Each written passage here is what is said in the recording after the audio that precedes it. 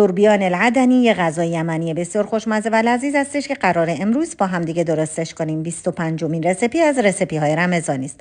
برای درست کردنش پیازهای خلالی شده رو با روغن تفت میدیم. نکته مهم این دستور رنگ پیاز هستش. پیاز دقیقاً باید به این رنگ برسه که از روغن بگیریمش.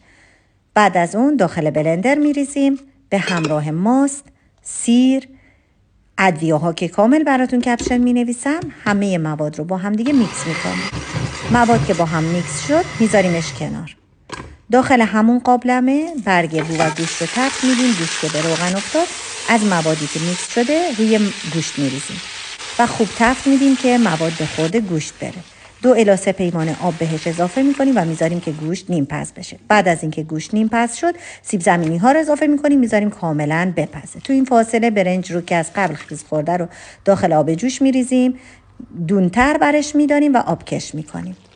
نمکش رو اندازه میکنیم و آماده است.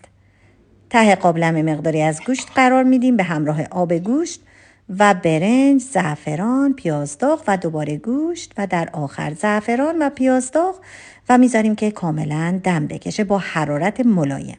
ببینید چه قدی هم کشیده و داخل ظرف سروش میکنیم. امیدوارم که این زربیان العدنی رو درست کنید و خوشتون بیاد. نوش جان.